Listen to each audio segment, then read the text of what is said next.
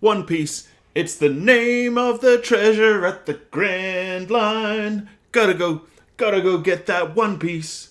Hello everybody and welcome back to the channel.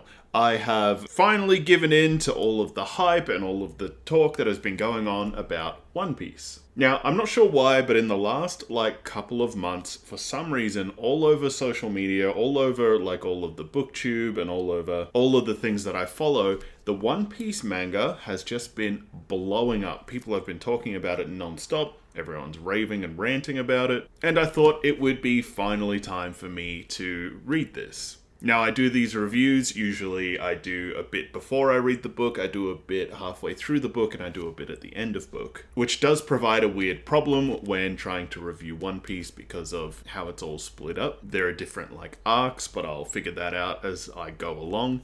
So basically, I want to touch on what do I expect, and then we'll go into my after book review stuff. So basically, what do I know about One Piece? When I was a kid, when I was 12 or something, One Piece used to play, the TV show, the cartoon, it used to play in the mornings before I went to school, but being the time that it came on, I only ever saw the first 10 minutes of an episode. But I remember it being a goofy kids cartoon. I remember Luffy, I remember Zoro and Nami and Usop, the guy with the big nose, and Sanjay the cook. I remember their names. As for their characters and what they do and who they are, I don't remember any of it. I remember Luffy ate the yum yum fruit or something, and now he's super stretchy, but he can't swim, which is honestly a pretty interesting concept considering that he wants to be the world's best pirate or something. But yeah, so besides that, I really don't know anything about One Piece. But I remember it being a kid's cartoon, which really makes me wonder why it is so blown up in the last couple of months. Why are people losing their minds about this series? But in saying that, this year has been extraordinary for my reading, and I actually have really high hopes for this because this is a year that I've discovered Brandon Sanderson. I've read a bunch of Brandon Sanderson books. I have started reading The Wheel of Time. I'm up to book 4 on The Wheel of Time. So I am just really lucky this year in the books that I've been reading. I've just been reading some absolute gold standard books. So I am looking forward to this. I remember liking the cartoon as a kid. What am I expecting it to be? I'm expecting it just to be a fun little romp, I'm expecting it just to be watching a Sunday morning cartoon or something. But I'm really interested to find out what it is exactly that people are just ranting and raving so highly about it for. So I am optimistic. I think that I will probably like it because I did like the cartoon. And who knows, maybe it will be a great story. So that's it for my pre-reading it, what do I expect. I'll see you again once I've read it. Okie dokie, well, that was much better than I was expecting. I was not expecting it at all to be as funny as it is. I wasn't expecting it to just have the ridiculous amount of humor that it did have in it. But not only that, one of the big things that really caught me by surprise was I was not expecting the characters to be so, grey. I wasn't expecting them to be so, morally grey characters. Everyone is kind of a jerk, but a hero at the same time. And there are so many instances where it happens, and the story read so quickly, and there were so many times where you got these deep emotional beats just counteracted by laugh out loud moments. And I think one of the best parts is when they come across that guy that's trapped in a treasure chest on that island, which is obviously really ridiculous.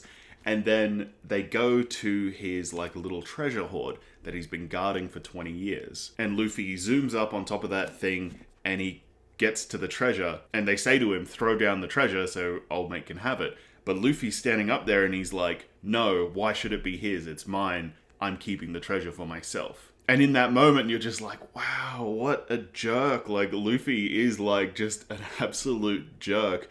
And it fits with his character because he's just this this force of chaos that is just doing extreme good and extreme bad. So anything that he does would fit into his character, because he's like this pirate, but he's also like this good person, but he's also a terrible person at the same time. So it fits so well with his character, but then you find out that the reason he is telling him, no, I'm keeping this treasure for myself, is because the treasure chests are empty, and Luffy wants to spare him that pain of knowing he's been guarding nothing for 20 years. Or even to a lesser extent, when he's trapped in that cage and Shushu, the little dog, bites him, and then instead of being mad at the dog, he like runs off and goes and fights a giant lion and that guy, just so he can get that little bag of dog food for Shushu, because he knows how important that is to that dog. And then there's Usop. I honestly did not like Usop when I first came across him in this story, and I think you're not meant to when you first meet him. I think you're meant to think like, oh, okay, this guy's not a great character. But then you start to learn a little bit more about him, and you're like, wow, this character has so much depth to him. And I've only had like 30 pages with him, and I already know so much depth about his character. Like in the beginning, it's so easy to hate him because he's just this lying, cowardly kind of person. But then you find out that he's lying in order to help a sick girl get over, or to like help her with her grief with her parents dying. And suddenly this lying, boastful person is redeemed because of these great things that he's doing. And honestly, I was not expecting that at all. I was not expecting the depth of character and the like morally grayness of this story. And I gotta tell you, I'm thoroughly impressed. I'm only 3 volumes in, and I feel like the first 2 were the story kind of finding its feet. And then the third one really felt like it was like starting to pick up its momentum. And now I can't wait to see what comes next in the 4th volume. Because the way it left is like the butler turns out to be an evil pirate, which is, I mean, what a plot twist. And he's got some like Michael Jackson hypnotist looking dude that's moonwalking. But because Usopp's a liar, people aren't believing that he is telling them the truth that pirates are about to attack. So I'm really excited to find out what happens next. I've been thoroughly impressed by the characters, the character motivations, the grayness that the characters show, and even just the story itself. I was honestly very surprised at how engaging I found the story. This story reads incredibly quickly because it is, it is a picture book, so it does read incredibly quickly, but besides the fact that the medium is quick to read, the story is so engaging and you want to read it quickly. It is so much better than what I was expecting. I was just expecting like some dumb kids cartoon, but it was so much better than that. It was funny, it was deep, it was emotional, and I've enjoyed the whole thing. I do have 2 criticisms that I want to bring up though, so this won't just be an absolute gushing sterling review. Firstly, I feel as if all the women look like Nami.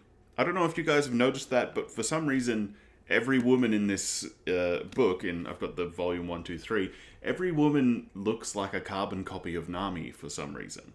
And it was to the point where Nami and Kira, I believe her name is, the sick woman in Usopp's town, they were in the same scene and they were both outraged. And I thought it was a picture, or I thought it was 2 pictures of Nami, but it was one of each of the girls. And I thought that was really strange considering how different all the men look in the story. Like, there's even a guy with like ram's horns, there's a guy with like a metal mouth and an axe for a hand, and all those different things. So I thought it was odd that all the women looked exactly the same. They all had the same like bob haircut, they all had the same like color, they all had the same like shape, sized eyes, they all had the same figure. And that's kind of something I hope changes later, because it did get a little confusing when I was trying to read it and be like, is that Nami or is that some other person? But that's obviously just a small nitpicky thing. The other thing that I found was that it felt as if Luffy didn't really have any kind of weakness. It felt as if he was like Superman. He's just this guy that is just like capable of doing anything unless someone has this one specific rock. And I feel as if I haven't come across Luffy's kryptonite yet.